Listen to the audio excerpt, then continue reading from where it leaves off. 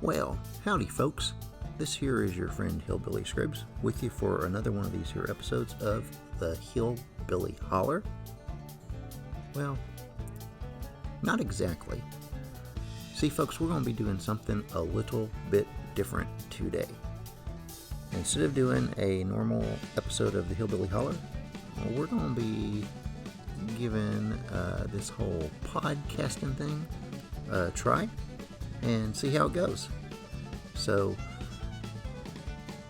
sit back, strap in, get comfy, and we'll try to keep this thing from going completely off the rails. So some of you folks may have watched my last episode of the Hillbilly Holler, and it was a little bit different. I spent a lot of time talking up my new friends in the fraction, and we're going to talk about them a lot here as well.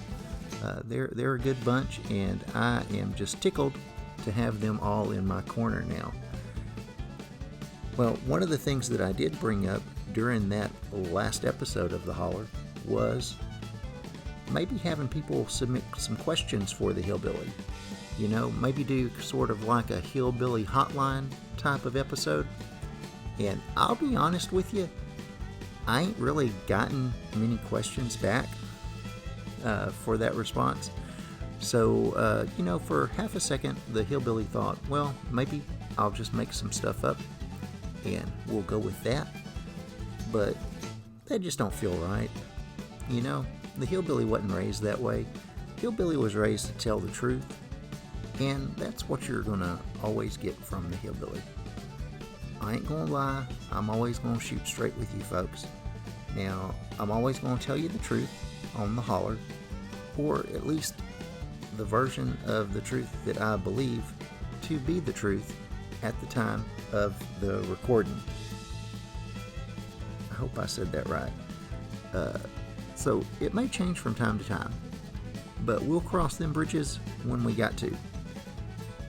Now, as far as like this episode of the Holler, I said I sent out invitation for people to send in questions for the Hillbilly. Didn't really get very much back.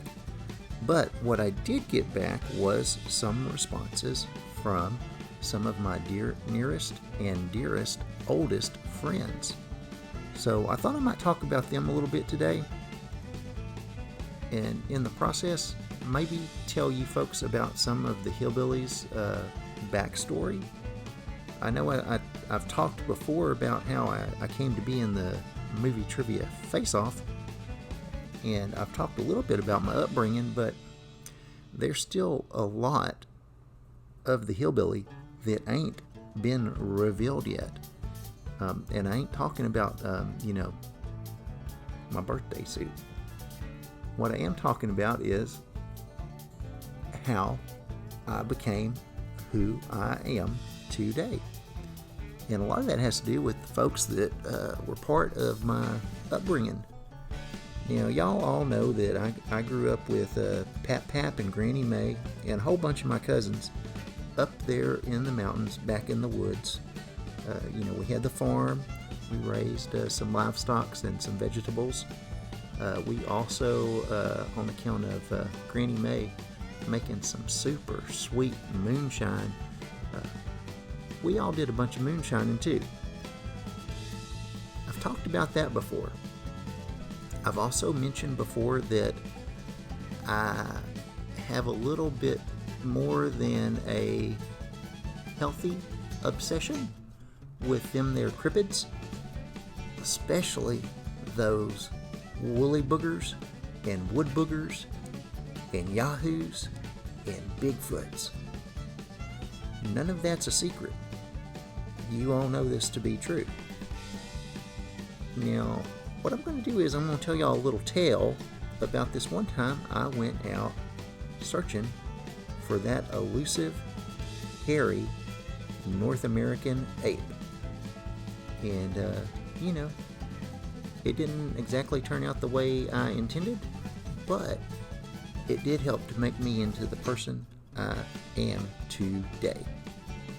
So, just get comfy and we're going to get started. Now, as far back as the Hillbilly can remember, I've been intrigued by their boogers. Now, way back when I was just a little guy, not much bigger than knee-high to a grasshopper, I recall seeing these eyes looking in through my bedroom window at night. And when I say my bedroom window, I'm using that term loosely because there was about 20 of us cousins that shared the same bedroom. And wouldn't you know it, I always ended up being the one closest to the window. Now, bunches of nights, I remember waking up and I'd see these weird eyes looking in through the window at me. And I'd like to say it was flattering, but it was just downright spooky. Gave me the heebie-jeebies. To this day, I can't sleep close to a window. And I keep them all covered up with curtains and where you don't even know that there's a window there. And it all goes back to those eyes looking in at me. Well, as I got older, I started to see more details there. And I realized it was one of them there wood boogers. Now, this feller, or critter, or hairy man, or ape, whatever you want to call it, I don't think he ever intended any harm. I think he was just curious and checking us out. He didn't look hungry or nothing like that. So I really think he was just curious. Now, as I got older, saw less and less of him peeking in through the window. And that probably correlates, I think I used that word right. It's correlate. Yeah, I think I used it right. That kind of matches up with when I quit wetting the bed. But anyway, we can talk on that another time.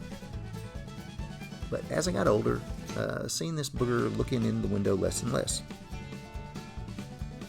As I got a little braver, I started venturing out into the woods a little bit.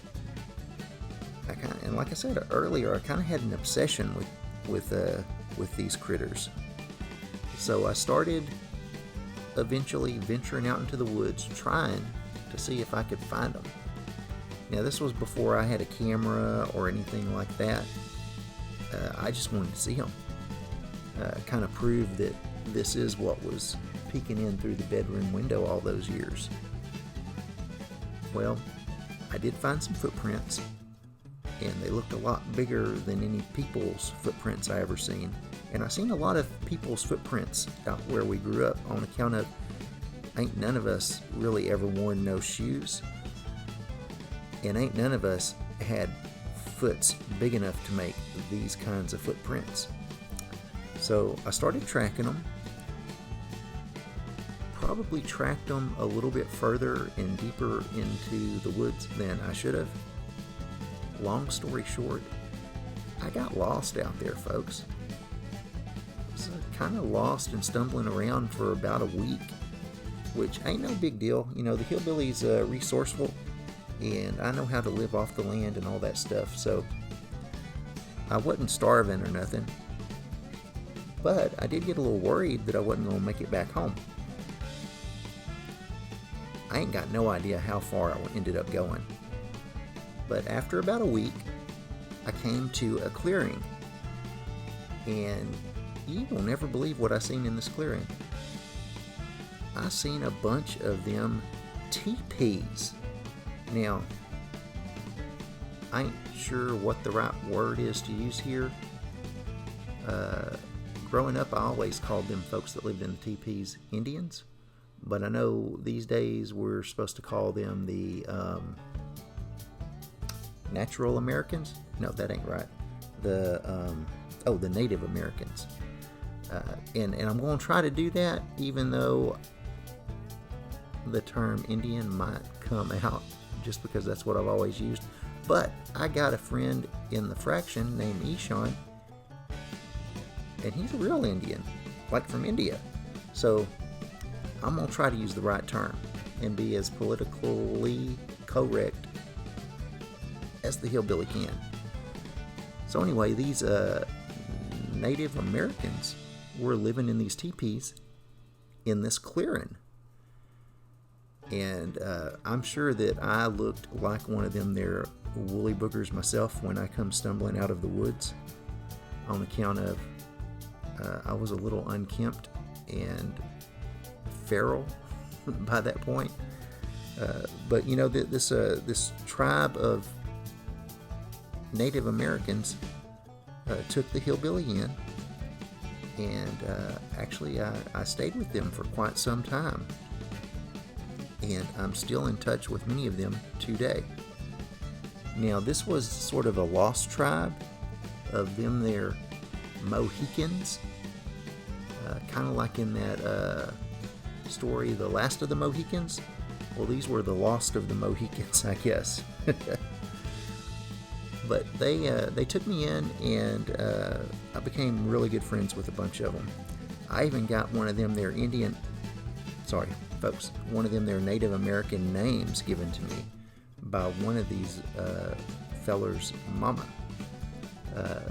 They called me Woundy, and that was on account of one of my good friends in there's mama said whenever I tried to speak the Mohican language, I sounded like I was wounded, like a wounded animal.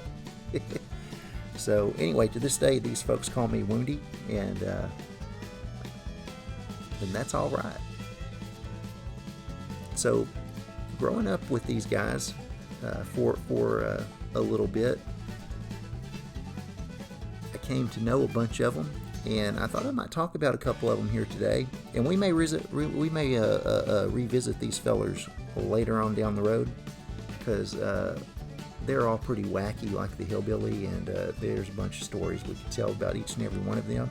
Shoot, maybe at some point one of these fellers will be on the podcast with me. We'll see. But I'm going to start off today and just talk about one of these fellers. And his name is, or at the time, he went by the name Jobu, the baseball demigod. Now, I know what you're thinking, folks. That don't sound like no Native American name. And you ain't wrong. But that's what we called him. We called him Jobu. And actually, we called him a bunch of other things too, but we can get into that later. But we called him Jobu on account of this dude knows baseball frontwards and backwards and both kinds of sideways, and probably diagonally as well. Really good guy. These days, he's got a different name. These days, he's calling himself, let's see if I can remember it. These days, he's calling himself Mr. Good Times. And on account of him getting older like the rest of us, he's called Grandpa Good Times too. I don't know if I would be saying that out loud though, because that does sound kind of creepy. But anyway, that's what he's going by.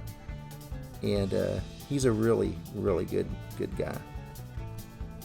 Now, what I can tell you about my good friend Jobu, other than him being a super big baseball fan, he's also really into the Beatles.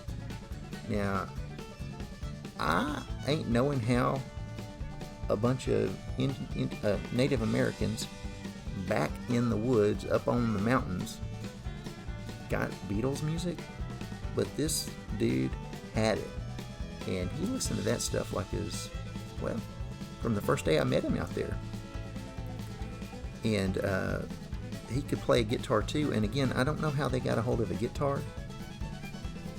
Maybe they were doing some trading with the white man, I don't know. But he was very good on the guitar. He could play some pretty sweet licks, and sings pretty well too. So Jobu, he's all about the Beatles and all about baseball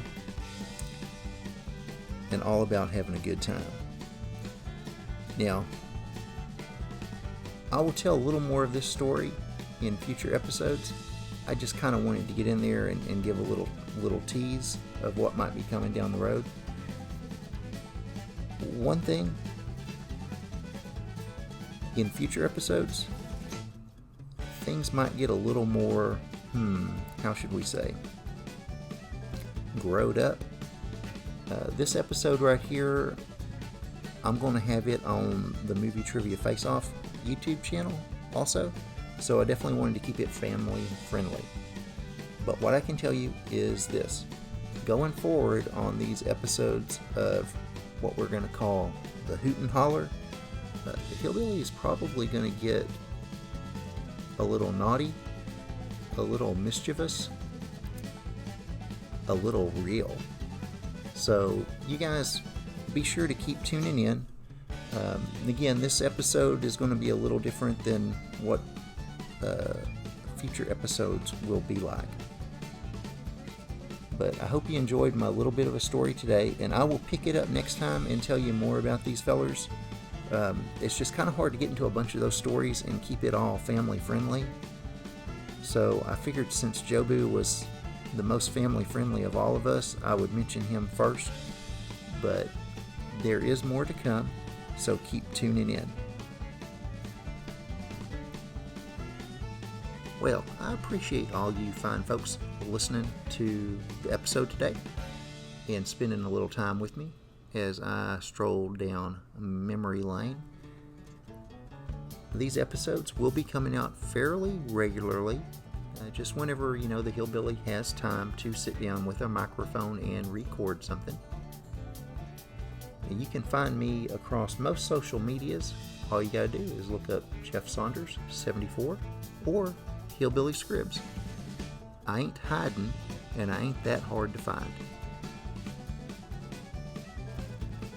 Now, I will see you guys next time.